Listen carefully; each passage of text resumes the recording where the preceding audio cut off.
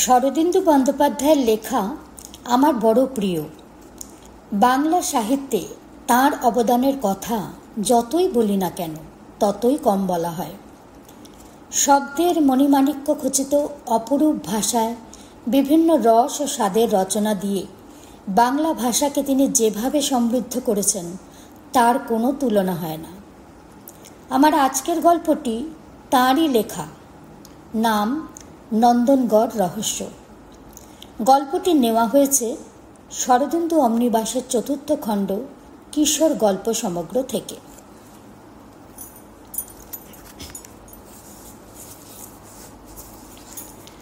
নন্দনগড় রহস্য। পঙ্কজ বাঙালি আর হনুমান সিং বেহারি। ম্যাট্রিক পাশ করে দুজনে পাটনার কলেজে ভর্তি হয়েছিল। একই হোস্টেলের একই ঘরে জায়গা পেয়েছিল। পঙ্কজ পড়তে এসেছিল হাজিপুর থেকে আর হনুমন্ত এসেছিল নন্দনপুর নামে এক গ্রাম থেকে। এক ঘরে থাকার ফলে দুজনের মধ্যে খুব ভাব হয়ে গিয়েছিল। পঙ্কজ হনুমন্তকে হনু বলে ডাকত, হনু পঙ্কজকে বলতো পাংখা। পঙ্কজের চেহারা সাধারণ বাঙালি ছেলের মতন, লম্বা একহারা শরীর, চোখে মুখে বুদ্ধির ছাপ। সে লেখাপড়ায় ভালো, আবার খেলাধুলাতেও ওস্তাদ। হনুমন্তর চেহারা রাজপুত্রের মতন, টকটকে রং, মুখশ্রীর তুলনা নেই। লেখাপড়ায় একটু নরম, কিন্তু হকি, ফুটবল, ক্রিকেট সব খেলাতেই আছে। কলেজের হোস্টেলে বছরখানেক কাটবার পর গ্রীষ্মের ছুটি এসে পড়ল। পঙ্কজ হনুমন্তকে জিজ্ঞাসা করল, হনু, গরমের ছুটিতে গায়ে গিয়ে কি করবি? হনু একটু লজ্জিতভাবে অন্যদিকে মুখ ফিরিয়ে বলল, কি আর করব, খাবো, ঘুমাবো, কবাড্ডি খেলবো। পঙ্কজ তার মুখের ভাব লক্ষ্য করেছিল, তার পাশে গিয়ে বসল। বলল, আর কি? আর কিছু না। পাংখা, তুইও আমার সঙ্গে গায়ে চল না, দুজনে পাহাড়ে জঙ্গলে বেড়াবো, পাখি শিকার করব। পাখি শিকার করব কি দিয়ে? লাঠি দিয়ে? না না, আমার বাবার বন্দুক আছে, দোনালা বন্দুক। তাই নাকি? আচ্ছা, তাহলে যাব। কিন্তু তুই গায়ে গিয়ে আর কি করবি? হনু হেসে ফেলল। বাবা আমার বিয়ে সম্বন্ধ করেছেন, এই ছুটির মধ্যেই বিয়ে হবার কথা। হ্যাঁ, বলিস কি? এরই মধ্যে বিয়ে? তোর বয়স কত? 18। আমার মোটেই ইচ্ছে নেই, কিন্তু কি করব, আমাদের বংশের এই রেওয়াজ। যে সময়ের কাহিনী, তখনও ভারতবর্ষে ইংরেজ রাজত্ব শেষ হয়নি, স্বাধীনতার হাওয়া আমাদের গায়ে লাগেনি। পঙ্কজ বলল, বউকে দেখেছিস? দূর, বিয়ের আগে কি বউকে দেখতে আছে? ভিন গায়ের মেয়ে, শুনেছি লেখাপড়া জানে না, খাজা মুখ্য। তুই চল না ভাই, তুই যদি বাবাকে বলিস আমার ইচ্ছে নেই, বাবা নিশ্চয়ই তোর কথা শুনবেন। আচ্ছা, যাব। পঙ্কজ নিজের বাড়িতে চিঠি লিখে দিল। তারপর ছুটি আরম্ভ হলে দুই বন্ধু নন্দনপুর গ্রামে চলল। পাটনা থেকে গয়া লাইনে মাইল 25 গেলে ছোট্ট একটি স্টেশন পড়ে। এইখানে ট্রেন থেকে নামতে হয়। তারপর 5 মাইল গরুর গাড়ির রাস্তা। হনুমন্তর বাবা গরুর গাড়ি পাঠিয়ে দিয়েছিলেন। গরুর গাড়ির পুরনো গাড়োয়ান ছেদিরাম গোয়ালা প্ল্যাটফর্মে এসে দাঁড়িয়েছিল। আরও কয়েকজন যাত্রী উপস্থিত ছিল। পঙ্কজ আর হনুমন্ত যে কামরা থেকে নামল, সেই কামরাতে একটি পরিবার উঠল, স্বামী স্ত্রী এবং একটি 10-11 বছরের ফুটফুটে মেয়ে। হনুমন্ত তাদের চেনে না, সেটা তাদের পানে এক নজর তাকালো। তারা কামরায় গিয়ে বসল, গাড়ি ছেড়ে দিল। ছেদিরাম চোখ মটকে বলল, হনুমন্ত ভাইয়া, কেমন দুলহন দেখলে? হনুমন্ত অবাক হয়ে বলল, দুলহন? বউ কোথায়? ছেদিরাম বলল, বাহ, দেখলে না, শ্যামনন্দন সিং তাঁর স্ত্রী আর মেয়ে রামদুলারিকে নিয়ে গয়ায় পুজো দিতে গেল। ওই মেয়েই তো তোমার হবু বউ। হনুমন্ত নাক সিটকে বলল, ওই পুচকে মেয়েটা? রাম রাম। পঙ্কজ হেসে বলল, দেখতে কিন্তু ভারী সুন্দর, তোর সঙ্গে খুব মানাবে। ধুত, ওইটুকু বেড়াল ছানার মতো মেয়ে আমি বিয়ে করব না। হনুমন্ত মুখ গোমরা করে গরুর গাড়িতে উঠে বসল। পঙ্কজ আর কিছু বলল না, গাড়িতে উঠল। মালপত্র তুলে নিয়ে ছেদিরাম গাড়ি ছেড়ে দিল। পাথুরে রাস্তা, চারদিকে দৃশ্য পাথুরে, উঁচু নিচু ঢেউ খেলানো জমি, সামনে দূরে ছোট ছোট লম্বাটে ধরনের পাহাড় কুমিরের মতো পড়ে আছে। তাদের ফাঁকে ফাঁকে চাষের জমি। গাছপালা গ্রীষ্মের তাপে শুকিয়ে গেছে। ঘণ্টা দেড়েক পরে তারা গ্রামে এসে পৌঁছল। বেশ বর্ধিষ্ণু গ্রাম, প্রায় 250 ঘর মানুষের বাস। বেশিরভাগই ভূঁইয়া রাজপুত। তাছাড়া 2-4 ঘর কামার, কুমোর, ময়রা, গোয়ালা, ছুতোর, নাপিত আছে। গ্রামটি ভারী শ্রীমন্ত। একটি প্রকাণ্ড দিঘিকে ঘিরে লোকালয় গড়ে উঠেছে। কতদিনের পুরনো দিঘি কেউ বলতে পারে না। 4টি পাড়ে পাথর বাঁধানো ঘাট, মাঝখানে কাকচক্ষু জল টলটল করছে। অতি বড় অনাবৃষ্টির বছরেও দিঘির জল শুকোয় না। হনুমন্তদের বাড়িটা দিঘির পশ্চিম দিকের ঘাটের ঠিক সামনে। সেকেলে গড়নের দোতলা বাড়ি, ছোট ছোট জানলা দরজা, মোটা মোটা কপাটের ওপর লোহার গুল বসানো, যেন ছোটখাটো দুর্গ। গরুর গাড়ি গিয়ে বাড়ির সামনে দাঁড়াতেই হনুমন্তের বাবা রঘুবীর সিং বেরিয়ে এলেন। হনুমন্তের চেহারা যদি হয় রাজপুত্রের মতন, রঘুবীর সিংয়ের চেহারা রাজার মতন। বয়স 45, প্রসন্ন মুখ। তিনি এসে দাঁড়ালে হনুমন্ত পঙ্কজের পরিচয় দিল। তিনি হাসি মুখে বললেন, এসো বাবা, গরুর গাড়ির হটরানিতে নিশ্চয়ই খুব খিদে পেয়েছে। দুজনের কাঁধে দুহাত রেখে তিনি তাদের বাড়ির মধ্যে নিয়ে গেলেন। হনুমন্ত মায়ের সঙ্গে দেখা করতে দোতলায় চলে গেল। নিচের তলার একটা ঘরে পঙ্কজকে নিয়ে গিয়ে রঘুবীর সিং বললেন, এই ঘরে তোমরা 2 বন্ধু থাকবে। ঘরে পাশাপাশি 2টি খাট পাতা, একটি চৌকির ওপর খুঞ্চিপোষ ঢাকা খাবারের স্তূপ। কিছুক্ষণ পর হনুমন্ত ফিরে এলো। দুজনে খেতে বসলো। নানা রকম খাবার, কচুরি, সিঙ্গারা, বালুশাই, গোলাপজামুন, মতিচুর। দুজনে পেট ভরে খেলো। খাওয়া শেষ হলে হনুমন্ত বলল, চল পাংখা, তোকে আমাদের গ্রাম দেখিয়ে আনি। তখন বেলা 11টা বেজে গেছে। মাথার ওপর কড়া রোদ্দুর, কিন্তু রোদ্দুর ওদের গায়ে লাগে না। 2 বন্ধু গ্রামের রাস্তায় রাস্তায় কিছুক্ষণ বেড়ালো। মাঠকোঠা একটা বাড়ির সামনে দিয়ে যাবার সময় শুনতে পেল মেয়েলি গলায় কান্নার আওয়াজ। হনুমান দাঁড়িয়ে পড়ল। বাড়ির সামনে কেউ নেই। একটি বুড়ো লোক লাঠি ধরে রাস্তা দিয়ে আসছিল। হনুমান তাকে জিজ্ঞাসা করল, মাহাতো, ফেকুরামের বাড়িতে কান্নাকাটি কিসের? মাহাতো চিবিয়ে চিবিয়ে বলল, ফেকুরাম পরশু সকালে পাটনা গিয়েছিল। কাল রাত্রিরে ফিরে আসবার কথা ছিল, কিন্তু ফেরেনি। আজ সকালে তার বউ বমবম দাস বাবাজির কাছে গিয়েছিল। বাবা ইশারায় জানিয়েছেন যে ফেকুরাম মরে গেছে। হনুমন্ত কি বলবে ভেবে পেল না। বুড়ো মাহাতো নিজে থেকেই বলে চলল, ফেকু হঠাৎ বড় লোক হয়েছিল। 2 বছরে 10 বিঘে জমি কিনেছিল, বউকে সোনার গহনা দিয়েছিল। অত সুখ কি সহ্য হয়? বুড়ো লাঠি ঠুকঠুক করে চলে গেল। 2 বন্ধু আবার চলতে শুরু করলো। যেতে যেতে পঙ্কজ জিজ্ঞেস করলো, বমবম দাস বাবাজি কে? হনুমন্ত বলল, একজন সাধু, গ্রামের কিনারায় থাকেন, মৌনী সাধু, কারোর সঙ্গে কথা বলেন না, কেবল মাঝে মাঝে বমবম করেন। চল তোকে দেখাই। সাধুদের ওপর পঙ্কজের ভক্তি ছিল না। সে একটু ঠাট্টা স্বরে বলল, ও সাধু বাবা বুঝি ভূত ভবিষ্যৎ বলতে পারেন? হনুমন্ত বলল, দূর, সেরকম সাধু নয়। কারোর সঙ্গে কথাই বলেন না, জপ তপ নিয়ে থাকেন। তবে কেউ গুরুতর প্রশ্ন নিয়ে ওর কাছে গেলে উনি ইশারায় জানিয়ে দেন। গ্রাম পেরিয়ে কিছু দূর পূব দিকে গেলে একটা আমবাগান পড়ে। সেই আমবাগানে প্রকাণ্ড আম গাছের তলায় একটা চালাঘর। ঘরের সামনে এক গাদা ছাইয়ের ওপর ধুনি জ্বলছে। ধুনির সামনে বসে আছেন বমবম দাস বাবাজি। বয়স আন্দাজ 50, বেশি দাড়িগোফ নেই। মাথার কাঁচা পাকা চুল কাঁধ পর্যন্ত এসেছে, কপালে ভস্য টিকা। মুখের ভাব শান্ত, চোখে স্বচ্ছ সহজ দৃষ্টি। হনুমানকে প্রণাম করল। পঙ্কজ হাত জোর করে মাথা নোয়ালো। বাবা হাসি হাসি মুখে দুজনের পানে চাইলেন। হনুমান বলল, আজ গরমের ছুটিতে বাড়ি এসেছি। এ আমার কলেজের বন্ধু। বাবা, ফেকুরাম নাপিত কি মরে গিয়েছে? বাবার মুখের হাসি মিলিয়ে গেল। তিনি স্থির হয়ে বসে রইলেন, উত্তর দিলেন না। পঙ্কজ হঠাৎ প্রশ্ন করল, সামনের পরীক্ষায় আমরা পাশ করতে পারবো কি? বাবার মুখ আবার প্রফুল্ল হলো। এবারও তিনি উত্তর দিলেন না, কেবল চোখ তুলে উঁচু দিকে চাইলেন। এই সময় একটু আশ্চর্য রকমের ব্যাপার ঘটল।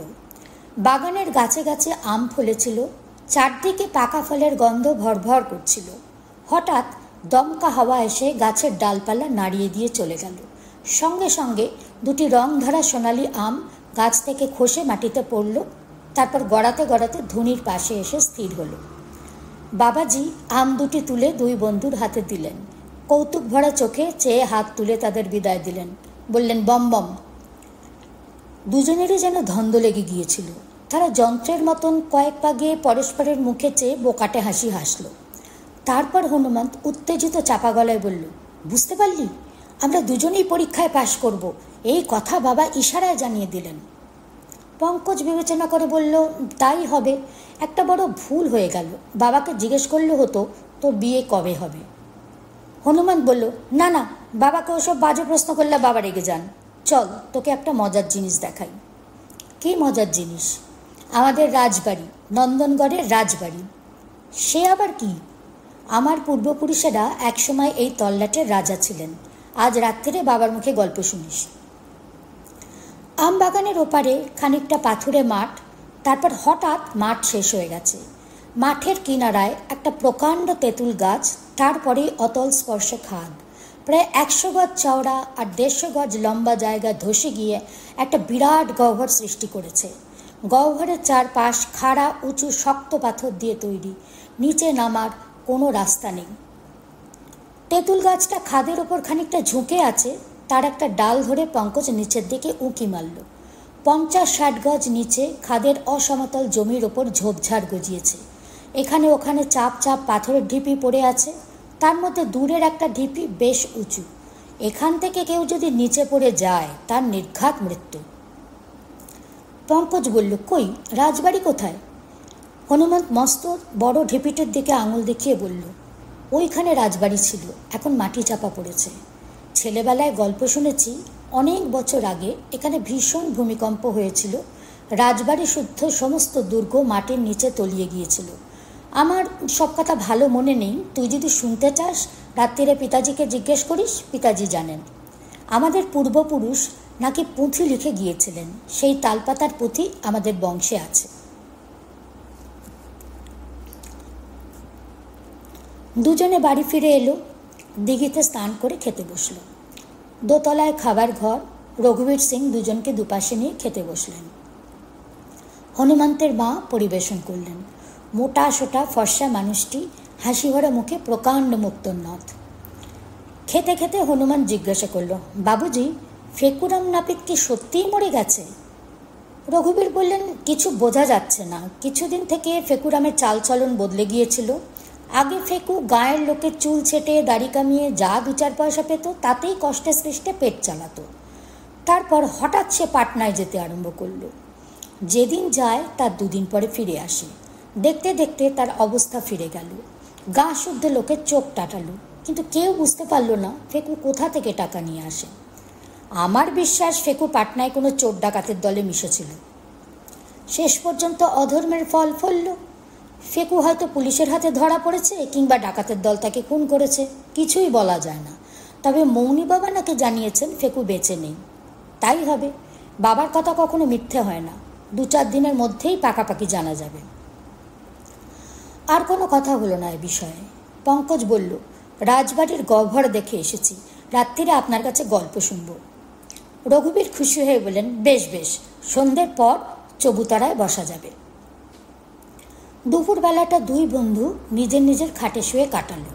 তারপর উঠে খানিকক্ষণ দাবা খেলল। সূর্যাস্ত হতে বেশি দেরি নেই। তাই দেখে পঙ্কজ বলল, চল হনু, বেরিয়ে আসি, দুপুরের খাওয়া এখনো হজম হয়নি। হনুমন্ত বলল, তা চল, কোন দিকে যাবি? রাজবাড়ির দিকে। রাজবাড়ির গর্ত তো দেখলি, আর কি দেখবি? আবার দেখব, জায়গাটা বড় ভালো লেগেছে। দুজনে বেরোলো। রাজবাড়ির খাদের কাছে গিয়ে তেঁতুল তলায় বসল। সূর্য তখনও অস্ত যায়নি, কিন্তু ঝাঁকড়া তেঁতুল গাছের তলায় অন্ধকার। নিচে গহ্বরের তল পর্যন্ত দেখা যায় না। কালো জলের মতন অন্ধকার ভরে ভরে উঠছে। মনে হয় সূর্যাস্ত হলে গহ্বর কানায় কানায় কালো জলে ভরে উঠবে। পঙ্কজ সেই দিকে তাকিয়ে তাকিয়ে কেমন যেন আচ্ছন্ন হয়ে পড়ল। কি ভাবছিস? ভাবছি কতকাল আগে এখানে একদল মানুষ বাস করত। সন্ধে হলে চারদিকে আলো জ্বলে উঠত। রাজবাড়ির মেয়ে পুরুষ নানা কাজে ঘুরে বেড়াতো। কেমন ছিল তাদের জীবন? তারা কি ভাবত, কি কাজ করত? যেদিন ভূমিকম্প হয় সেদিন তারা কে কী করছিল? পঙ্কজ আপন মনে বলে চলল, এলোমেলো কল্পনার খেলা। সে ইতিহাসের ছাত্র, অতীতের কথা ভাবতে তার ভালো লাগে। আহা, মুখ অতীত যদি কথা কইতে পারত। কথা খাও অনাদি অতীত। কিছুক্ষণ তার কল্পকথা শুনবার পর হনুমান হাসতে হাসতে উঠে দাঁড়ালো। তার হাত ধরে টেনে বলল, নে ওঠ, এবার বাড়ি যাই। 500 বছর আগে যারা মরে গেছে তাদের কথা ভেবে কি হবে? পঙ্কজ বলল, তুই একটা আস্ত হনু। বাড়ি ফিরে গিয়ে তারা দেখল ভাঙের শরবত তৈরি হয়েছে। দই, মিছরি, গোলমরিচ, শশার বিচি দিয়ে অপূর্ব ঠান্ডাই শরবত। গ্রীষ্মকালে এতে শরীর ঠান্ডা থাকে, রাত্রিরে ভালো ঘুম হয়। হনুমান বড় এক ঘটি ঠান্ডায় নিজেদের ঘরে নিয়ে এসে বলল, আয়। দুজনে বসে বসে ঘটি শেষ করল। চাকরেরা ঘরে ঘরে কেরোসিন লণ্ঠন জ্বেলে গেছে, ধূপ ধুনো দিচ্ছে। দোতলার ঠাকুর ঘরে ঠাকুরের শীতলভোগ হচ্ছে, শাঁখ ঘড়িঘণ্টার আওয়াজ শোনা যাচ্ছে। পঙ্কজের মনে হলো সে কতকাল আগেকার ভারতবর্ষে ফিরে গিয়েছে। চাকর এসে জানালো মালিক চবুতরায় তলব করেছেন। দুজনে উঠে বাইরে গেল। বাড়ির সামনে শান বাঁধানো গোল চত্বর, তার উপর জাজিম পাতা। দুটি মোটা তাকিয়ার মাঝখানে রঘুবীর সিং বসেছেন। হাতে গড়গড়ার নল, গয়ার তামাকের অম্বুরি গন্ধ চারিদিকে ছড়িয়ে পড়েছে। রঘুবীর সিংয়ের গায়ে মিহি মলমলের আংরাখা, কানে কুণ্ডল, গলায় হার। তাকে সেকালে রাজার মতন দেখাচ্ছে। আকাশে চাঁদ আছে, বেশ গোলগাল চাঁদ। তারই আলোয় পঙ্কজ আর হনুমান রঘুবীর সিংয়ের সামনে গিয়ে বসল। রঘুবীরও ঠান্ডাই খেয়েছিলেন। তার মন প্রফুল্ল, মুখে প্রসন্ন হাসি। তিনি বললেন, আমি হনুমন্তের বিয়ে ঠিক করেছি।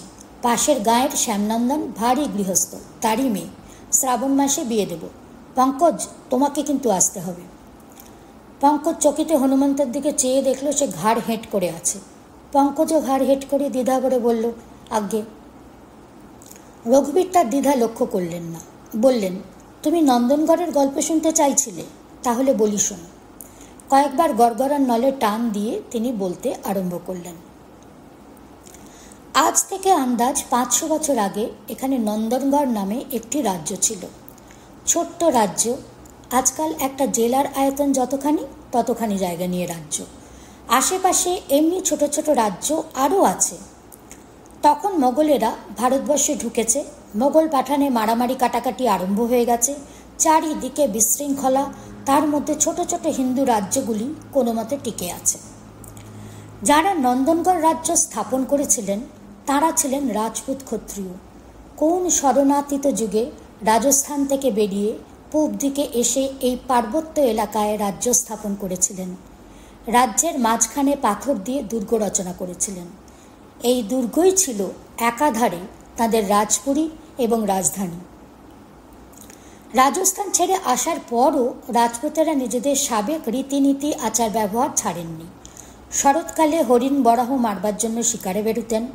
12 মাসে 13 পার্বণ লেগেই থাকত। মাঝে মাঝে পড়শি রাজার সঙ্গে যুদ্ধ বেঁধে যেত। ছেলে মেয়ের বিয়ে হতো জাতের মধ্যে, এক রাজার ছেলের সঙ্গে অন্য রাজার মেয়ের। এমনিভাবে কত শতাব্দী কেটে গেল তার ঠিক নেই। তারপর হঠাৎ একটা দিন এলো, যে দিনটা নন্দনগড় রাজ্যের শেষ দিন। হঠাৎ ভাগ্য বিপর্যয় হলো। এক মুহূর্তে সব শেষ হয়ে গেল। সে সময় যিনি নন্দনগড়ের রাজা ছিলেন তার নাম ছিল বলবন্ত সিং। আমার পূর্বপুরুষ যশবন্ত সিং ছিলেন রাজার ছোট ভাই। রাজ পরিবারের 80 জন স্ত্রী পুরুষ একসঙ্গে দুর্গে বাস করতেন। রাজা বলবন্ত সিংয়ের বড় ছেলে যুবরাজ কুমার সিংয়ের বিয়ে ঠিক হয়েছে পাশের একটি রাজ্যে রাজকন্যার সঙ্গে। 1 মাস ধরে রাজ্যে হৈ হৈ আমোদ আহ্লাদ উৎসব চলল।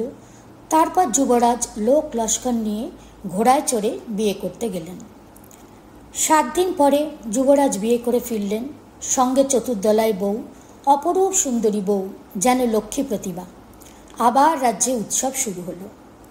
2 সপ্তাহ ধরে হৈ হৈ চলবার পর উৎসব যখন ঝিমিয়ে এসেছে, দূরের জ্ঞাতি গোষ্ঠীরা একে একে বিদায় নিচ্ছে, সেই সময় আমার পূর্বপুরুষ যশবন্ত সিংয়ের খেয়াল হলো তিনি শিকারে যাবেন। 2 মাস ধরে ভোজ চলেছে। ছাগল ভেড়া সব শেষ হয়ে গেছে। জঙ্গল থেকে হরিণ মেরে আনতে হবে। 20 জন সঙ্গে নিয়ে যশবন্ত সিং বেরুলেন, হাতে বল্লম, কাঁধে ধনুক। পূব দিকের পাহাড় পার হলেই প্রকাণ্ড জঙ্গল, সেখানে হরিণ তো আছেই, বাঘভাল্লুকও মাঝে মাঝে দেখা যায়। ওদের ইচ্ছে ছিল 2 দিন ধরে জঙ্গলে শিকার খেলবেন, তারপর দ্বিতীয় দিনে সন্ধেবেলা শিকার নিয়ে ফিরে আসবেন। তখন হেমন্তকাল, গাছে সবুজ পাতা, মাটিতে সবুজ ঘাস। প্রথম দিন তারা খুব শিকার খেললেন, কয়েকটা হরিণ ও ময়ূর মারলেন। রাত্রি হলে হরিণ আর ময়ূরের মাংস শিক কাবাব করে খেলেন। তারপর কচি ঘাসের বিছানায় শুয়ে পরম আরামে ঘুমিয়ে পড়লেন। দুপুর রাত্রে হঠাৎ তাদের ঘুম ভেঙে গেল। তারা ধর্মড়িয়ে উঠে বসলেন। মাটি দুলছে, চারিদিকের গাছ মর্মর শব্দে ডালপালা নাড়ছে, ঘোড়াগুলো ভয় পেয়ে দাপাদাপি শুরু করে দিয়েছে। মাটির তলা থেকে বিকট গড়গড় ঘড়ঘড় আওয়াজ বেরোচ্ছে। প্রথমটা কেউ বুঝতেই পারে না কি হচ্ছে, তারপর বুঝল ভূমিকম্প। সে কি ভূমিকম্প! সারা পৃথিবী যেন তোলপাড় হচ্ছে। যে দাঁড়িয়ে উঠেছে সে আছাড় খেয়ে পড়ে যাচ্ছে, যে শুয়ে আছে সে গড়াগড়ি খাচ্ছে। এমন ভয়ঙ্কর ভূমিকম্প এ তল্লাটে কখনো হয়নি।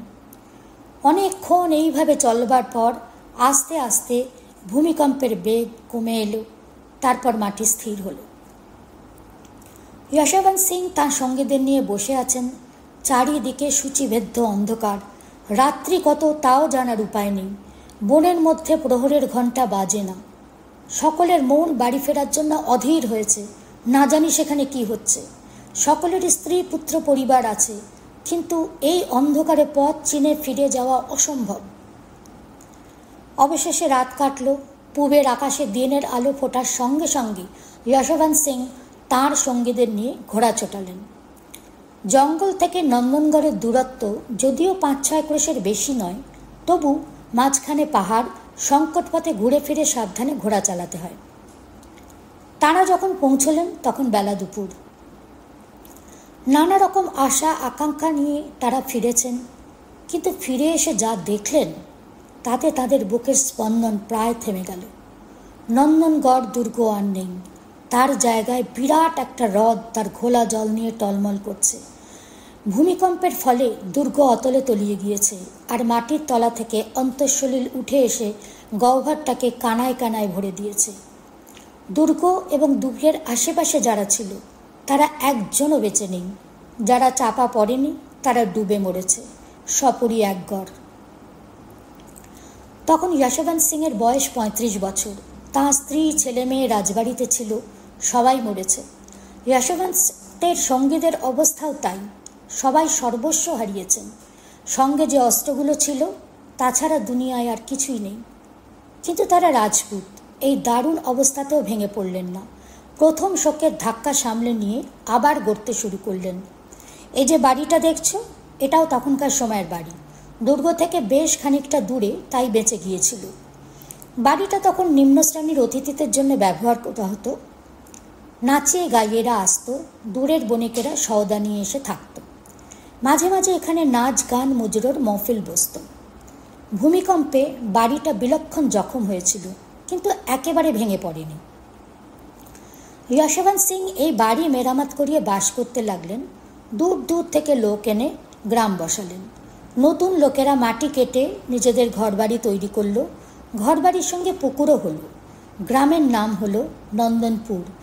এই সেই নন্দনপুর গ্রাম।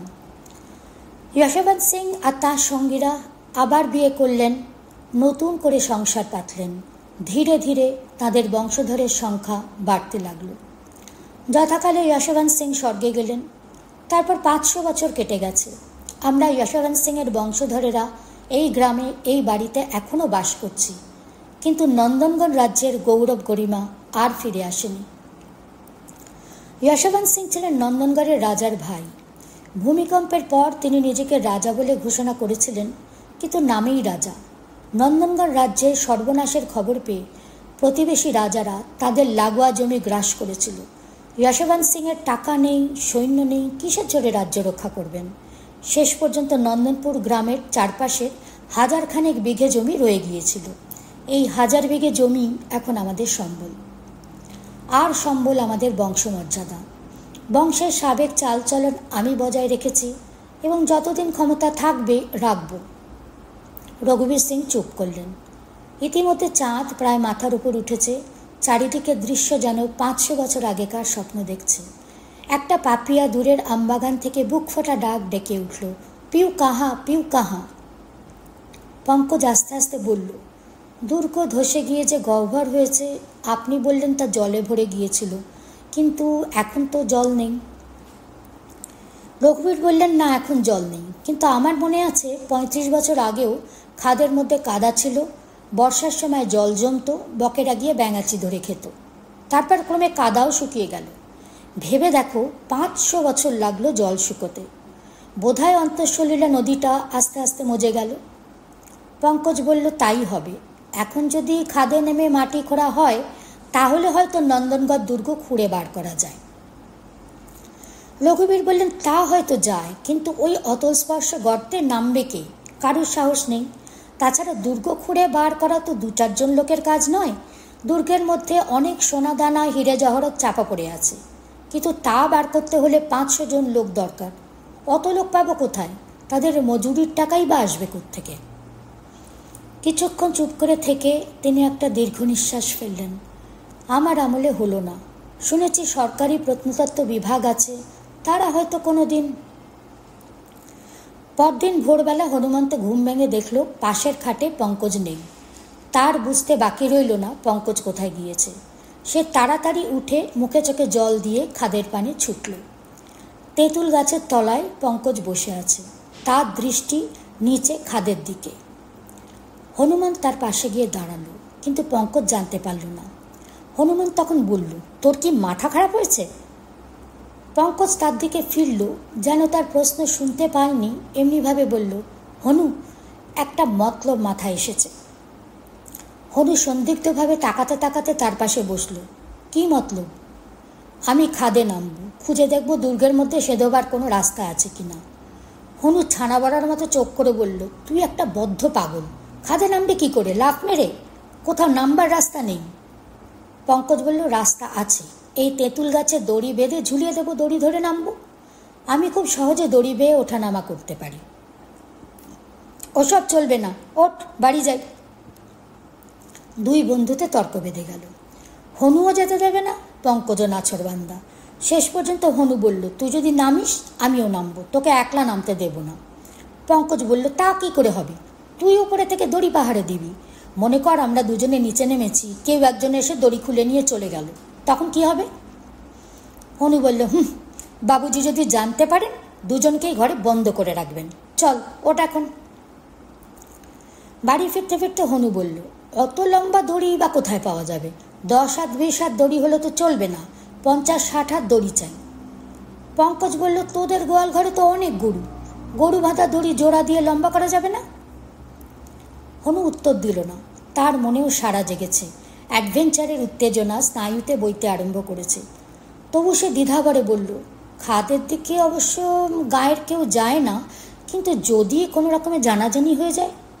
জানাজানি হতে দেব না, চুপি চুপি কাজ করব।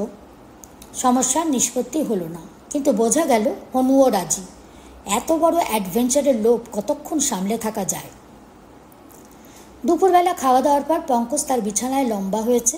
হনুমান এসে তার পাশে বসল, বলল, বাবা কাল ভোরে পাটনা যাচ্ছেন। তাই নাকি? তাহলে তো লাইন ক্লিয়ার। পঙ্কজ উঠে বসল, কিন্তু হনুমন্তের মুখ দেখে থমকে গেল। কেন রে হনু, পাটনা যাচ্ছেন কেন? হনু বিষণ্ণ গলায় বলল, বিয়ের নেমন্তন্নপত্র ছাপাবেন, গয়নাগাটি কাপড় চোপড় কিনবেন। পঙ্কজ চুপ করে রইল। হনু তখন মিনতি করে বলল, তুই একবার চেষ্টা করে দেখ না পাংখা, তোর কথা বাবা শুনতেও পারেন। তুই নিজেই বল না কেন। ও বাবা, অত সাহস আমার নেই। মাকে বলেছিলাম, তিনি হেসেই উড়িয়ে দিলেন। আচ্ছা, আমি বলবো। সেদিন সন্ধ্যের পর রঘুবীর সিং চাতালে বসে গড়গড়া টানছেন। পঙ্কজ তাঁর কাছে গিয়ে বসল। আজ রঘুবীর সিংয়ের গায়ে সাধারণ সাজ পোশাক, কানে কুণ্ডল, গলায় হার-নেই। তিনি হেসে বললেন, কি গল্প শুনবে নাকি? আরও অনেক গল্প আছে, মজার মজার গল্প। পঙ্কজ কাচুমাচি হয়ে বলল, আগে গল্প আর একদিন শুনব, যদি অনুমতি দেন। হনুমন্তের বিয়ে সম্বন্ধে একটা কথা বলি। রঘুবীর সিং বললেন, আমি কাল পাটনা যাচ্ছি বিয়ের বাজার করতে। কি বলবে বলো? বিয়ে কবে স্থির করেছেন? শ্রাবণ মাসে ত্রয়োদশী তিথিতে, আজ থেকে 1.5 মাস পরে। পঙ্কজ একটু চুপ করে থেকে বলল, হনুমন্তর এখন বিয়ে করার ইচ্ছে নেই, ওর এখন পড়াশোনা করার ইচ্ছে। রঘুবীর বললেন, পড়াশোনা করুক না, আমি ওকে কলেজ থেকে ছাড়িয়ে নিচ্ছি না, তবে ওর ইচ্ছে। দেখো বাবা, আমাদের বংশে আবহমান কাল এই নিয়ম চলে আসছে, ছেলের 18 বছর বয়স হলে তার বিয়ে হবে। হনুমন্তর এত ভয়টা কিসের? এত ছোট মেয়ের সঙ্গে ছেলে মানুষই আর কাকে বলে? বউ তো আর বিয়ের সঙ্গে সঙ্গে শ্বশুর ঘর করতে আসবে না, 3-4 বছর বাপের বাড়িতে থাকবে, তারপর গয়না হবে, তখন বউ শ্বশুর বাড়ি আসবে। এর মধ্যে হনুমান যত ইচ্ছে পড়ুক, বিয়ে MA পাশ করুক, আমি কি মানা করেছি? এরপর আর তর্ক চলে না। পঙ্কজ ফিরে এসে হনুমন্তকে বলল। হনুমন্ত মুখ গোঁজ করে রইল। তারপর বলল, আমি পালাবো, বিবাগী হয়ে যাব। পরদিন সকালে রঘুবীর সিং 2 গোমস্তা সঙ্গে নিয়ে পাটনা চলে গেলেন। হনুমন্তের মন খারাপ, পঙ্কজ তাকে নিয়ে পরামর্শ করতে বসল। হনুমন্ত বলল, আমার কিচ্ছু ভালো লাগছে না, যা করবার তুই কর, আমিও সঙ্গে আছি। পরামর্শ করে স্থির হলো প্রথমে দড়ি জোগাড় করতে হবে। সেটা এমন কিছু শক্ত কাজ নয়, গোয়াল ঘরের লাগাও গুদাম ঘরে প্রচুর সনের দড়ি আছে। আসল সমস্যা দাঁড়ালো, দুজনেই যদি খাদে নামে তাহলে দড়ি আগলাবে কে? পঙ্কজ বলল, ছেদিরামকে দলে টানলে কেমন হয়? হনুমান বলল, ও বাবা, ছেদিরাম গরুর গাড়ি চালায় বটে, কিন্তু ভয়ঙ্কর প্রভুভক্ত, শটান গিয়ে মাকে বলে দেবে, সব ভণ্ডুল হয়ে যাবে। সমস্যা রয়েই গেল। যা হোক, একটা কিছু করা যাবে এই ভেবে তারা দুপুরবেলা খাওয়া দাওয়ার পর দড়ি নিয়ে বেরোল। দুপুরের কড়া গরমে সবাই ঘরে ঢুকে ঘুমোচ্ছে, কেউ তাদের গতিবিধি লক্ষ্য করল না। আমবাগান দিয়ে যাবার সময় তারা মৌনি বাবার আস্তানার সামনে দিয়ে গেল, কিন্তু বাবাকে দেখতে পেল না। তখন তারা খাদের দিকে চলল। মাঠ পার হয়ে তেঁতুলতলায় পৌঁছে তারা দেখল মৌনি বাবা তেঁতুল গাছের ছায়ায় পদ্মাসনে বসে আছেন। তাদের দেখে মিটিমিটি হেসে বললেন, বম বম বম বম। দুজনে অবাক হয়ে চেয়ে রইল। তবে কি বাবা তাদের প্ল্যান বুঝতে পেরেছেন? তারা তার কাছে গিয়ে বসল, তাকে প্রণাম করে তাদের প্ল্যানের কথা বলল। শুনে বাবা কিছু বললেন না, দড়িগুলো টেনে নিয়ে পরীক্ষা করে দেখলেন। নতুন সনের 8-10টা দড়ি, প্রত্যেকটা 8-10 হাত লম্বা, কুয়োর দড়ির মতো মোটা আর মজবুত। বাবা প্রত্যেকটা দড়ির মাঝে 2টো করে গেরো বাঁধলেন, যাতে হাত পিছলে না যায়। তারপর দড়িগুলোকে জুড়ে জুড়ে লম্বা করলেন। 80-90 হাত লম্বা দড়ি ছিল। দড়ির একটা খুঁট তেঁতুল গাছের ডালে বেঁধে বাবা দড়ি খাদে ফেলে দিলেন। দড়ি ঝুলতে লাগলো। বাবা তখন ভুরু তুলে 2 বন্ধুর পানে চাইলেন। হনুমন্ত বলল, আমি আগে নামব। পঙ্কজ বলল, না, আমি আগে। হনুমন্ত কাতরভাবে মৌনি বাবার দিকে তাকালো। বাবা, আপনি বলুন কে আগে নামবে? ওর যদি কোনো দুর্ঘটনা হয় আমি মুখ দেখাবো কি করে? পঙ্কজ বলল, আর তোর দুর্ঘটনা হতে পারে না? বুদ্ধিটা আমিই বের করেছিলাম, দুর্ঘটনা যদি হয় তাহলে আমারই হওয়া উচিত। বাবা, আপনি বলুন কে আগে নামবে? বাবা পঙ্কজের দিকে আঙুল দেখালেন। পঙ্কজ মহানন্দে জুতো খুলে মালকোচা বেঁধে তৈরি হলো। তার গায়ে শুধু কামিজ রইল। গিঁট বাঁধা দড়ি ধরে ওঠানামা করা খুব শক্ত নয়, হাত এবং পা দড়ি ধরা যায়। হাত এবং পা দিয়ে দড়ি ধরা যায়। পঙ্কজ দড়ি ধরে সাবধানে খাদের মধ্যে নেমে গেল। হনুমান তেঁতুল গাছের ডাল ধরে নিচের দিকে চেয়ে রইল। বাবা প্রসন্ন মুখে গাছতলায় বসে রইলেন। দড়িটা টান হয়েছিল, 4-5 মিনিট পরে আলগা হয়ে গেল। বোঝা গেল পঙ্কজ মাটিতে পা দিয়েছে। মাটিতে নেমে পঙ্কজ দড়ি ছেড়ে দিল। এদিক ওদিক তাকিয়ে দেখল পাথুরে এবড়ো খেবড়ো মাটির ওপর ঝোপঝাড় শুকিয়ে ডাঁটাসার হয়ে গেছে। ওই ঝোপঝাড়ের ভেতর দিয়ে পায়ে হাঁটা রাস্তার মতন একটা দাগ দূরে উঁচু ঢিপির দিকে চলে গেছে। ওই ঢিপিটাই বোধহয় রাজবাড়ি ছিল। একটা বিশ্রী গন্ধ পঙ্কজের নাকে আসছিল। তার উত্তেজিত মন এতক্ষণ তা লক্ষ্য করেনি। এখন পিছন দিকে তাকিয়ে সে চমকে উঠল। শুকনো ঝোপঝাড়ের তলা থেকে একটা মানুষের পা বেরিয়ে আছে। পঙ্কজ সেখান থেকে একটু দূরে সরে গিয়ে একটা পাথরের ওপর বসল। দড়িটা নড়তে আরম্ভ করেছে, তার মানে হনুমন্ত নামছে। পঙ্কজ উঁচু দিকে চাইল, তারপর উঠে গিয়ে দড়িটা টেনে ধরল। কিছুক্ষণ পরে হনুমন্ত নেমে তার পাশে দাঁড়ালো, একটু নেচে নিয়ে বলল, কি মজা, 500 বছর পরে এখানে মানুষের পা পড়ল। তারপর নাক সিটকে বলল, কিসের পচা গন্ধ বেরোচ্ছে রে পাঙ্খা? পঙ্কজ আঙুল দেখিয়ে বলল, ওই যে, আমরা প্রথম নয়, আমাদের আগেও এখানে মানুষের পা পড়েছে। হনুমান কিছুক্ষণ হতবুদ্ধি হয়ে চেয়ে রইল, তারপর ঝোপের কাছে গেল। পঙ্কজ নাকে কাপড় দিয়ে কাছে গেল। দুজনে ঝোপের শুকনো ডালপালা সরিয়ে দেখল একটা মানুষ মরে পড়ে আছে। তার গা এবং মুখের ওপর এক ক্রাস দড়ি কুণ্ডলি পাকিয়ে পড়েছে। মানুষটার মুখ দেখা যাচ্ছে না, কিন্তু শরীরে যতটা দেখা যাচ্ছে তাতে মনে হয় তার হাড়গড় ভেঙে চূর হয়ে গেছে। তাল পাকানো দড়িগুলোকে সরিয়ে নেবার পর মৃত লোকটার মুখ দেখা গেল। হনুমান তীক্ষ্ণ নিঃশ্বাস টেনে বলে উঠল, ফেকুরাম নাপিত। কিছুক্ষণ মৃত্যু শিথিল মুখের পানে চেয়ে থেকে হনুমান শঙ্কাভরা চোখ পঙ্কজের পানে তুলল। পঙ্কজও এক দৃষ্টে বিভৎস মরার পানে চেয়েছিল। বলল, ওর কোমরের কাছে কি চকচক করছে? মৃতের পরনে ধুতি ছাড়া আর কোনো কাপড় ছিল না, কোমরে গিট বাঁধা। হনুমান চোখ বুজে সেই দিকে হাত বাড়িয়ে মুঠিতে কিছু তুলে নিল। তারপর হাত খুলে দেখল এক মুঠি মোহর। দুজনে অবাক হয়ে চেয়ে রইল। তারপর দূরে সরে গিয়ে পাথরের ওপর পাশাপাশি বসল। বেশ খানিকক্ষণ বসে রইল। ব্যাপারটা কি হয়েছিল তা এখন অনুমান করা যায়। ফেকুরাম নাপিত ছিল ধূর্ত ধড়িবাজ লোক। সে বুঝেছিল মাটি চাপা রাজবাড়িতে অনেক সোনাদানা আছে। একদিন সে চুপি চুপি তেঁতুল গাছে দড়ি বেঁধে নিচে নামল। রাজবাড়ি খুঁড়ে সোনাদানার সন্ধান পেল। তখন সে এক ফন্দি করল। সোনাদানা যা পায় তাই নিয়ে পাটনায় যায়, সেখানে মাল বিক্রি করে টাকা নিয়ে আসে। গায়ের লোক ভাবে ফেকু পাটনা থেকে রোজগার করে আনে। এইভাবে অনেক দিন চলল। ফেকুর চালাকি কেউ ধরতে পারল না। কিন্তু ধর্মের কল বাতাসে নড়ে। 2-3 দিন আগে ফেকু আবার খাদে নেমেছিল, কিন্তু দড়িটা সাবধানে গাছের ডালে বাঁধেনি। নামবার সময় দড়ি আলগা হলেও খুলে যায়নি, কিন্তু ফেকু যখন কোমরে মোহর গুজে দড়ি বেয়ে ওপরে উঠতে লাগলো তখন দড়ি খুলে গেল। ফেকু অনেক দূর উঠেছিল, কিন্তু তেঁতুল গাছ বরাবর পৌঁছবার আগেই দড়ি খুলে গেল। ফেকু 50-60 হাত নিচে পড়ল। তার দেহ একেবারে থেতো হয়ে গেল। লোকে জানে ফেকু পাটনায় গিয়েছে, কেবল মৌনী বাবা বোধহয় আসল কথা জানতেন। হনুমান চিন্তায় ডুবে গিয়েছিল। পঙ্কজের কথা চমক ভাঙল। দুপুর গড়িয়ে গেছে, যা ভাববার পরে ভাবা যাবে। এখন চল দেখি রাজবাড়িতে কোথায় কি আছে। হনুমান উঠে দাঁড়ালো, মোহরগুলো মেলে ধরে বলল, এগুলো কি হবে? পঙ্কজ বলল, কি আবার হবে? তোদের জিনিস, পূর্বপুরুষের সোনা। ফেকু চুরি করছিল, এখন তোরা নিবি। হনুমান একটু দ্বিধা ভরে মোহরগুলো রুমালে বেঁধে পকেটে রাখল। বলল, চল।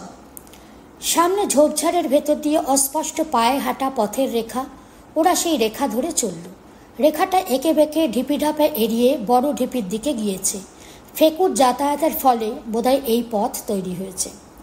বড় ঢিপিটা দূর থেকে দেখেও বেশ বোঝা যায় একটা প্রাসাদ বহুকাল জলের তলায় থাকার পর কাদা আর পাঁকের নিচে চাপা পড়েছে। জল শুকিয়ে যাবার পর প্রাসাদের আদল ও গড়ন জমাট বাঁধা কাদার ভেতর দিয়েও বেশ আন্দাজ করা যায়। একতলাটা মাটির নিচে বসে গেছে, দোতলা এবং চিলেকোঠা উঁচু হয়ে আছে।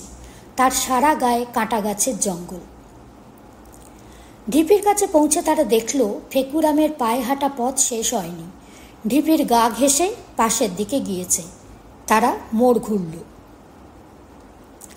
মোড় ঘুরে কয়েক পা গিয়েই তারা থমকে দাঁড়িয়ে পড়ল। ঢিপির গায়ে একটা সুরঙ্গের মুখ, তার পাশে একটা গাঁইতি আর একটা খন্তা দাঁড় করানো রয়েছে। তারা সুরঙ্গের কাছে গেল। শুধু গাঁইতি আর খন্তা নয়, সুরঙ্গের মুখের মধ্যে রাখা রয়েছে একটি হ্যারিকেন লণ্ঠন। সুরঙ্গের ভেতর দুর্ভেদ্য অন্ধকার।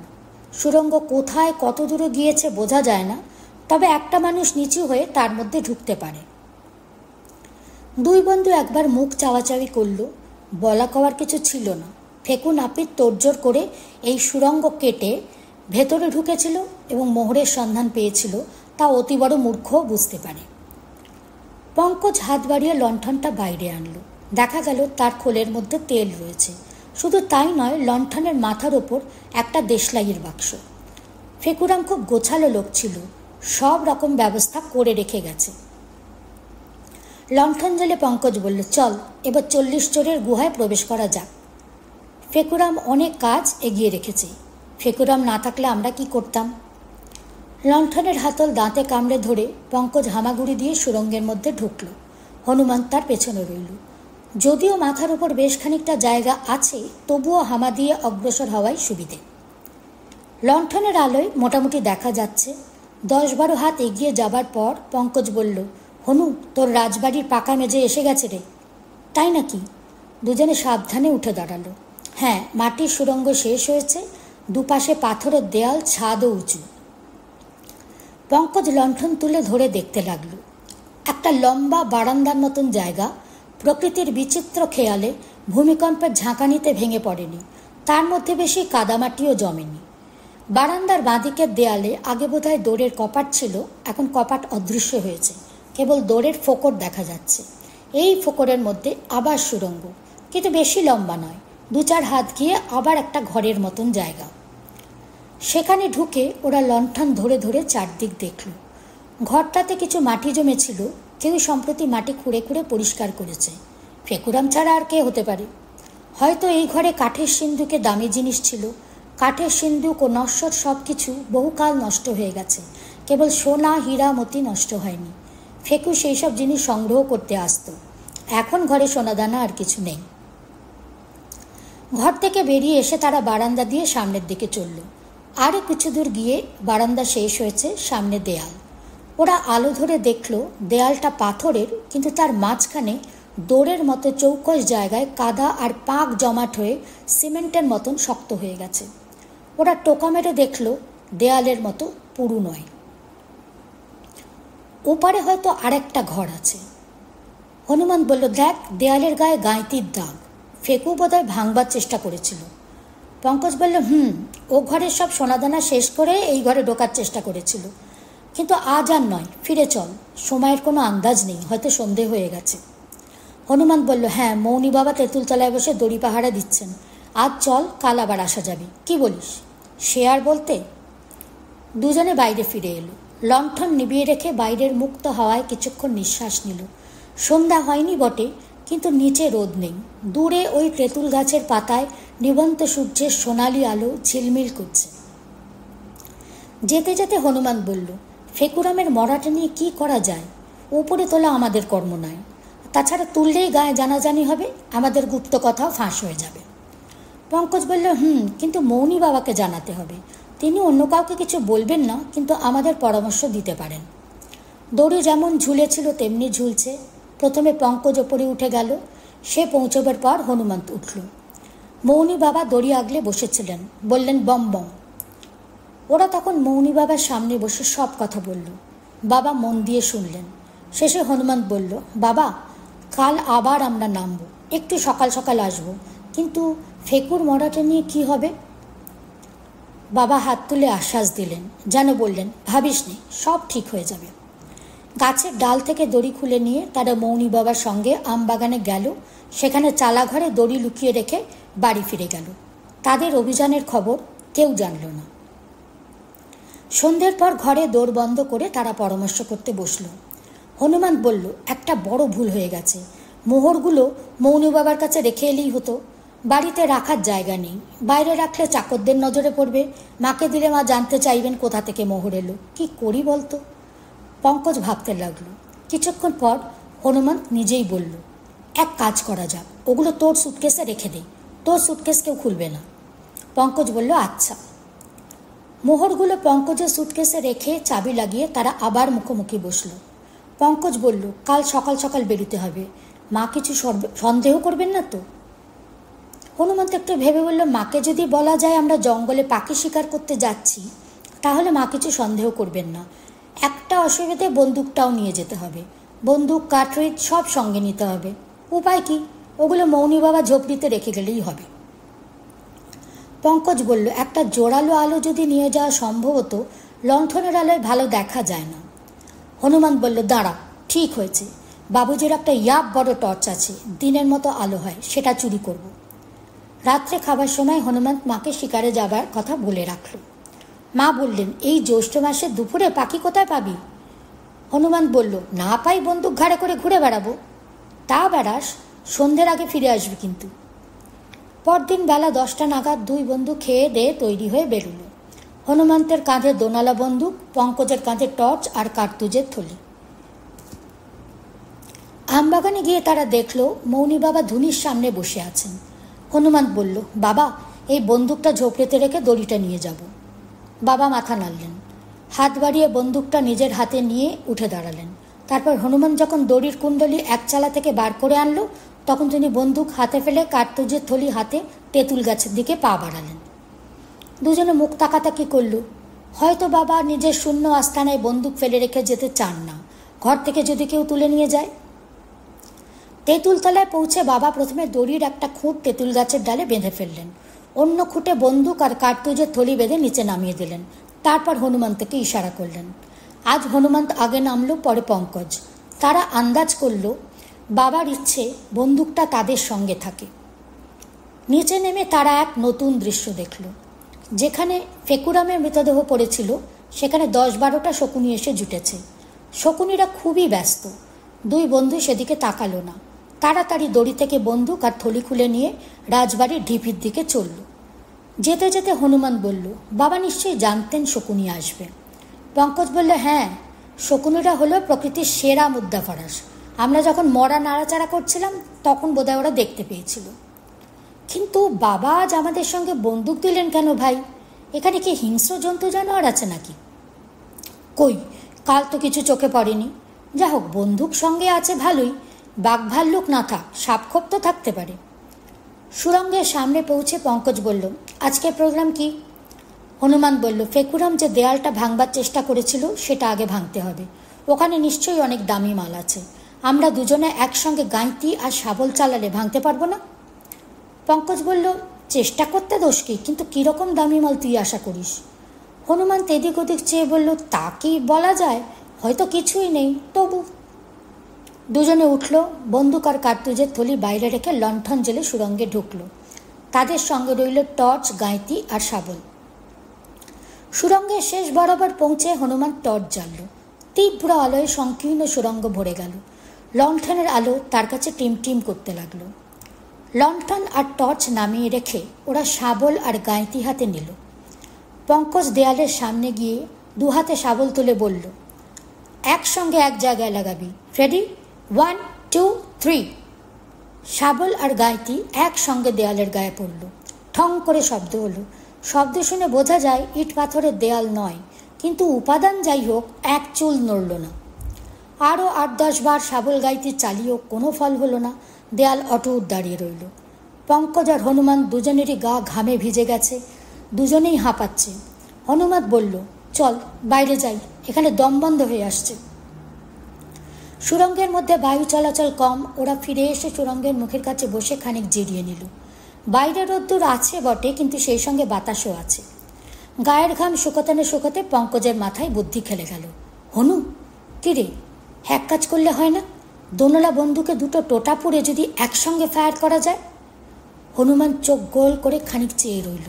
তারপর পঙ্কজের গলা জড়িয়ে ধরে বলল, পাংখা, সাব্বাস তোর বুদ্ধি, একথা তো এতক্ষণ মাথায় আসেনি। একটু থেমে বলল, দেখ, মৌনি বাবা নিশ্চয়ই অন্তর্যামী সর্বজ্ঞ পুরুষ, তাই বন্দুকটা আমাদের সঙ্গে দিয়েছেন। তুই আগে কখনো বন্দুক ছুঁড়েছিস? অনেকবার ছুঁড়েছি, হাঁস মেরেছি, খরগোশ মেরেছি, আমার বাবারও বন্দুক আছে। তবে তুই ফায়ার কর। কেন? তুইও তো অনেক বন্দুক চালিয়েছিস। তা চালিয়েছি, কিন্তু বুদ্ধিটা তোর। নে, বন্দুকে টোটা ভর। এখন ভরবো না, ভেতরে গিয়ে ভরবো। থলি থেকে পঙ্কজ কার্তুজগুলো বার করল। 10টা কার্তুজের মধ্যে গোটা 6 SSG ছিল। পঙ্কজ সেগুলো পকেটে পুরে বলল, চল, তুই টর্চ দিয়ে আগে যা। সুরঙ্গে ঢুকে প্রথমে হামাগুড়ি দিয়ে, তারপর খাড়া হেঁটে তারা দেয়ালের সামনে উপস্থিত হলো। দুজনেরই মনে হলো তারা একটা বিরাট রহস্যের সামনে এসে দাঁড়িয়েছে। তাদের বুক দুরু দুরু করে উঠল। পঙ্কজ চাপা গলায় বলল, কত দূর থেকে ফায়ার করব? হনুমান বলল, অন্তত 10-12 হাত দূর থেকে, নইলে ছড়রা ছিটকে গায়ে লাগতে পারে। পাংখা, তুই বরং বন্দুক আমাকে দে, আমি এ বন্দুক অনেকবার ছুঁড়েছি, এর ধার জানি। না, আমি ফায়ার করব, কিন্তু বদ্ধ জায়গায় ভীষণ শব্দ হবে। হনু, তুই কানে আঙুল দিয়ে থাকিস, নইলে কানের পর্দা ফেটে যেতে পারে। আর তুই? আমি কানের ওপর শক্ত করে রুমাল বাঁধবো, এই দেখ। রুমালকে কোনাকুনিভাবে দুপাট করে পঙ্কজ মাথা ঘিরে কপালের ওপর বেঁধে ফেলল, কান চাপা পড়ল। তারপর বন্দুকের 2 নলে টোটা পড়ে দেয়াল থেকে 10 পা দূরে গিয়ে দাঁড়ালো। হনুমান তার পাশে দাঁড়িয়ে 2 কানে আঙুল পরে দিল। টর্চ জ্বালা হলো না, কেবল লণ্ঠনের আলো। এইবার বলে পঙ্কজ বন্দুকের ঘোড়া টিপল। বিকট শব্দ হলো। সংকীর্ণ জায়গায় ধ্বনির সঙ্গে প্রতিধ্বনি মিলে যেন দৈত্য দানবের মতো লড়াই করতে লাগলো। ওপর থেকে খানিকটা মাটি খসে মেঝেয় পড়ল। লণ্ঠনের কাঁচ চিড় খেয়ে গেল। পঙ্কজ আর হনুমান ছুটে দেয়ালের কাছে গেল। দেয়াল ভেঙে পড়েনি, কিন্তু তার চারপাশ থেকে একটা শোঁ শোঁ শব্দ আসছে। দুজনে অবুঝের মতন মুখ তাকাতাকি করল। তারপর পঙ্কজ লাফিয়ে উঠে বলল, বুঝেছি, দেয়ালের ওদিকে হাওয়া নেই, এদিক থেকে হাওয়া ঢুকছে, তারই শব্দ। তার মানে দেয়াল আলগা হয়েছে। আবার বন্দুক ছুড়লেই। হনুমান বললে, এবার আমি বন্দুক ছুড়ব। আচ্ছা। পঙ্কজ বন্দুকের দুই নলে আবার টোটা ভরে হনুমন্তের হাতে দিল। নিজের মাথা থেকে রুমাল খুলে তার মাথায় বেঁধে দিল। তারপর কানে আঙুল দিয়ে দাঁড়ালো। হনুমান দেয়াল লক্ষ্য করে ঘোড়া টিপল। গুড়ুম। প্রতিধ্বনির শব্দ থেমে যাবার প্রায় সঙ্গে সঙ্গে আর একটা শব্দ হলো, ধপাস। লণ্ঠনটা দুবার খাবি খেয়ে নিভে গেল। টর্চটা পঙ্কজ কইমের খাঁজে চেপে রেখেছিল। এখন সেটা জেলে সে দেয়ালের দিকে আলো ফেলল। দেখল দেয়াল নেই। ছড়রার ধাক্কা খেয়ে ঘরের মধ্যে ভেঙে পড়েছে। দুজনে একসঙ্গে সেই দিকে ছুটল। টর্চের আলোয় একটি ঘরের অভ্যন্তর উদ্ভাসিত হলো। বেশ বড় একটি শয়নকক্ষ। দরজা জানালা আগে ছিল, এখন দেয়ালে পরিণত হয়েছে। ঘরে অনেক রকম সেকেলে আসবাব সাজানো রয়েছে। উঁচু পিঁড়ি, স্ফটিকের ভৃঙ্গার, দীপদণ্ড, আরও কত কি। এগুলো অস্পষ্টভাবে চোখে পড়ে। টর্চের তীব্র ছটা গিয়ে পড়েছিল ঘরের মাঝখানে। একটি পালঙ্কে শয্যা পাতা রয়েছে, বিচিত্র কারুকার্যের একটি পালঙ্ক, আর সেই পালঙ্কের ওপর শুয়ে আছে দুটি মানুষ। হনুমান তার পঙ্কজ অন্য কোনো দিকে না তাকিয়ে পালঙ্কের পাশে গিয়ে দাঁড়ালো। যে দুটি মানুষ পালঙ্কে শুয়ে আছে তাদের মধ্যে একজন হচ্ছে 18-19 বছর বয়সের একটি কিশোর যুবা, আর তার পাশে শুয়ে আছে 12-13 বছরের একটি কিশোরী মেয়ে। বলিষ্ঠ সুন্দর যুবা, অপরূপ সুন্দরী মেয়ে, দুজনেই মৃত। কিন্তু তাদের দেখে তা মনে হয় না। মনে হয় যেন ঘুমিয়ে আছে। ঘরে অন্য লোক ঢুকেছে সাড়া পেয়ে এখনই জেগে উঠবে। হনুমান গলার মধ্যে একটা শব্দ করে পঙ্কজের কাঁধ চেপে ধরল। পাংখা, চিনতে পারছিস? পঙ্কজের গলা প্রায় বুঝে গিয়েছিল। সে অতি কষ্টে উচ্চারণ করল, পারছি। তুই আর তোর ভাবি বউ রামদুলারি। কিছুক্ষণ কোনো কথা নেই। তারপর হনুমান স্বপ্নাচ্ছন্ন গলায় বলল, ওর নাম ছিল মৈথিলী। চেহারা 500 বছর আগে যা ছিল এ জন্মেও তাই আছে। সে রাত্রে আমরা ঘুমিয়ে পড়েছিলাম। হঠাৎ গভীর রাত্রে এলো ভূমিকম্প আর জলোচ্ছ্বাস। ঘরের দরজা জানলা দিয়ে হাওয়া বাতাসের চলাচল বন্ধ হয়ে গেল। তারপর কি যে হলো। পঙ্কজ বলল, ঘর থেকে বেরুবার উপায় নাই দেখে তোরা আবার বিছানায় গিয়ে শুলি। ঘরের হাওয়া ফুরিয়ে আসতে লাগলো। দীপদণ্ডে দীপ নিভে গেল। তোরা অজ্ঞান হয়ে পড়লি। তারপর তোদের মূর্ছা মহানিদ্রায় পরিণত হলো।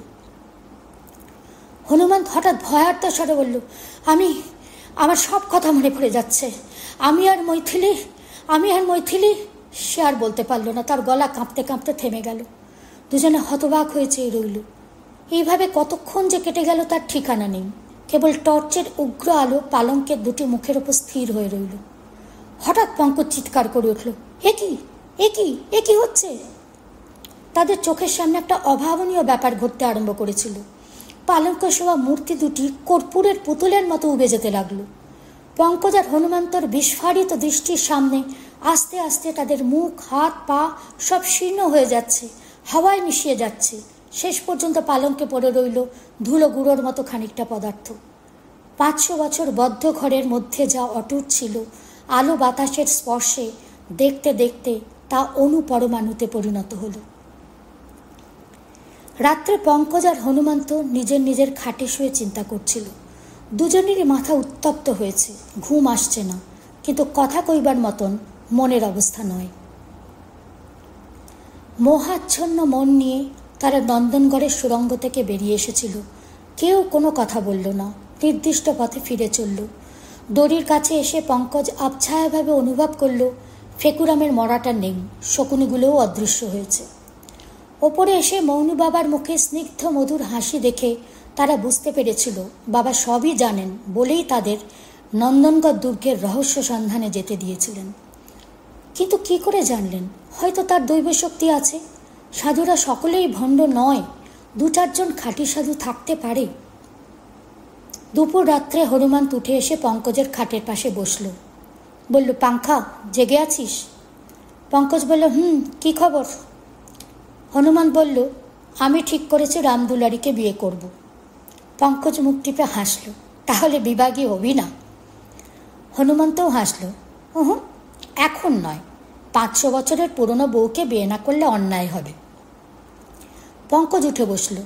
আচ্ছা হনু, আগের জন্মে সব কথা তোর মনে পড়েছে? সব কথা নয়, অনেক কথা মনে পড়েছে। চেষ্টা করলে বোধহয় সব কথা মনে পড়বে। তোর বউয়ের নাম ছিল মৈথিলী। তোর কি নাম ছিল? আমার নাম ছিল রঘুনন্দন সিং। আগের জন্মে তোদের নামের বেশ জোর মিলেছিল। এ জন্মে গরমিল হলো কেন? গরমিল কোথায়? তুই হলি হনুমান মানে হনুমান, তোর বউ রামদুলারি মানে সীতা, গরমিল হলো না? তুই কিচ্ছু জানিস না। আমার পুরো নাম হনুমন্ত রাজ সিং, মানে হনুমান নয়, হনুমানের মালিক। হনুমানের মালিক কে? রামচন্দ্র। বুঝলি? বুঝলাম। এবার তুই আগের জন্মের গল্প বল, যা মনে আছে সব বলবি, কিচ্ছু বাদ দিবি না। আচ্ছা শোন তবে।